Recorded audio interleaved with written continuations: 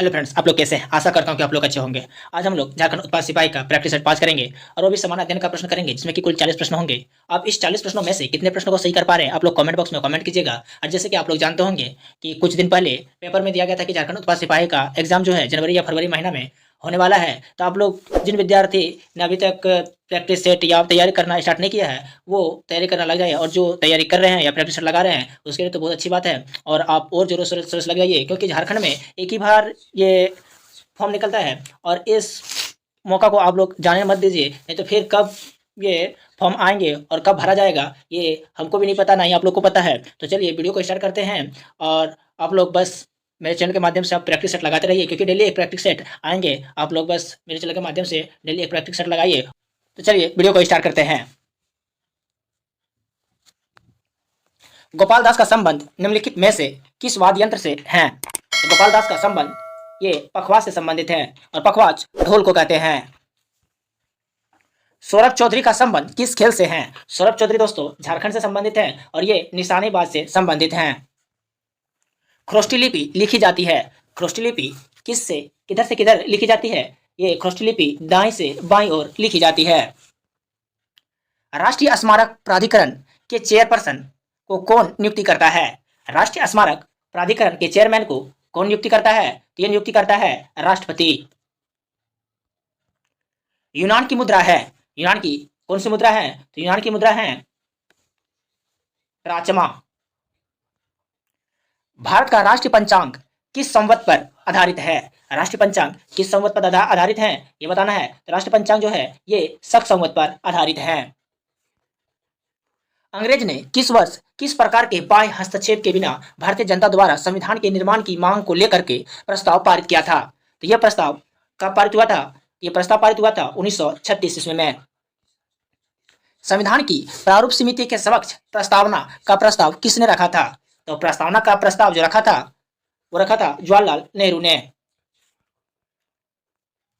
भारत की राजभाषा है, तो भारत की राजभाषा आप लोग सभी जानते होंगे, ये हिंदी है। गांधीवादी समाजवाद किस राजनीतिक दल का वैचारिक नारा है? तो गांधीवादी जो है वह किस वैचारिक का नारा है? तो यह है भाजपा का। दल बदल विरोधी कानून से संविधान का कौन सा संशोधन संबंधित है? तो दल बदल जो है वह कौन सा संविधान संशोधन से संबंधित है? ये संविधान संशोधन है 92वां, जो कि 1985 में हुआ था। पंचायती राज का प्रधान लक्ष्य है। पंचायती राज का क्या प्रधान लक्ष्य है? ये पंचायती राज का प्रधान लक्ष्य है कि ग्रामवासियों में शक्ति का विकेंद्रीकरण करना। 73वें संविधान संशोधन का संबंध किससे है? 73वें संविधान संशोधन का संबंध ये पंचायती राज अधिनियम से है। बंद अर्थव्यवस्था वह अर्थव्यवस्था है जिसमें जिसमें क्या होता है? ना तो निर्यात होता है और ना ही आयात होता है, उसी को हम लोग बंद अर्थव्यवस्था कहते हैं। भारत की कुल श्रमिक शक्ति का लगभग कितना भाग कृषि में लगा हुआ है? तो कितना भाग कृषि में लगा हुआ है? ये लगा हुआ है 54%। भारत के 54% लोग जो हैं वो कृषि में लगा हुआ है। भारत सरकार द्वारा नई राष्ट्रीय खनिज नीति की घोषणा किस वर्ष की गई? तो खनिज नीति जो आई थी वह किस वर्ष आई थी? ये खनिज नीति आई थी आपका 2008 में। निम्नलिखित में से कौन सी किस्में गेहूं की HYV नहीं है? निम्नलिखित में से कौन सी किस्म गेहूं की HYV नहीं है? तो ये कौन सी किस्म है जो HYV नहीं है? वो है रत्ना। कृषि उपज के लिए न्यूनतम समर्थन मूल्य की घोषणा की जाती है। न्यूनतम समर्थन मूल्य की घोषणा ये किससे की जाती है? कौन सा आयोग ये घोषणा करती है? कृषि लागत एवं मूल्य आयोग द्वारा यह घोषणा की जाती है। खादी एवं ग्रामीण उद्योग आयोग की स्थापना किस पंचवर्षीय योजना के अंतर्गत की गई थी? तो खादी उद्योग जितना भी उद्योग होंगे वह दूसरी पंचवर्षीय योजना में किया जाएगा। पहली पंचवर्षीय योजना में कृषि को सबसे अधिक महत्व दिया गया था। उद्योग के विकास तथा औद्योगिकरण की रणनीति किस योजना के अंग थी? तो अभी बताए थे हम किसका योजना का अंग है, यह है द्वितीय का। भारत में योजना अवकाश की अवधि थी। भारत में योजना अवकाश की अवधि कब थी, ये आपको बताना है। ये अवधि थी बी 1966 से 1969 में योजना अवकाश चला था। भारत का क्षेत्रफल विश्व के कुल भौगोलिक क्षेत्रफल का कितना प्रतिशत है? तो विश्व के कुल भौगोलिक का क्षेत्रफल जो है वो कितना है? ये 2.4% है। भारत मुख्य भूमि का दक्षिण नोक है। भारत के मुख्य भूमि जो है उसका दक्षिण नोक बिंदु कौन से हैं? इसका दक्षिण बिंदु है कैप केमोरिन। निम्नलिखित में से कौन सी एक राजस्थान की जनजाति नहीं है? तो कौन सी एक राजस्थान की जनजाति नहीं है? ये डोगरी जनजाति जो कि राजस्थान की जनजाति नहीं है, यानी कि भील, मीना और सहरिया ये सब राजस्थान की जनजातियां हैं। मुंडा जनजाति कहाँ निवास करती है? तो मुंडा जनजाति कहाँ निवास करती है आप लोग भली भांति जानते होंगे। आप लोग कमेंट बॉक्स में कमेंट कर सकते हैं। ये जनजाति झारखंड में पाई जाती है। थारू जनजाति पाई जाती है।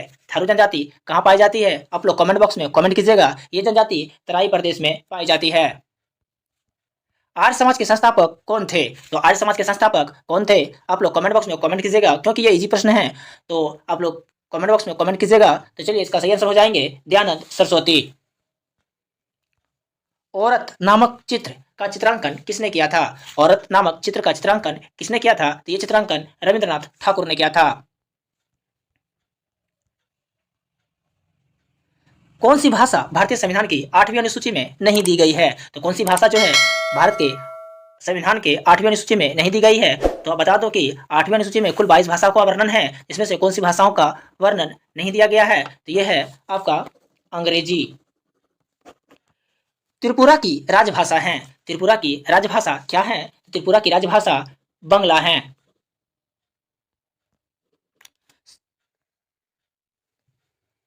संपूर्ण भारतीय संविधान के निर्माण में संविधान सभा को कितने समय लगा? मतलब संपूर्ण जो भारतीय संविधान का निर्माण हुआ था उस टाइम संविधान सभा को कितना समय लगा? ये समय जो लगा था ये कितना समय लगा था? ये समय लगा था 2 वर्ष 11 महीना 18 दिन। पशु पक्षी चुनाव चिन्ह रहने के कारण निर्वाचन आयोग निर्देशानुसार किस राजनीतिक दल ने सर्वप्रथम नवंबर 1994 में अपना चुनाव चिन्ह बदला? तो कोष ने चुनाव चिन्ह बदला था 1994 में। तो ये बदला था आपका फॉरवर्ड ब्लॉक ने।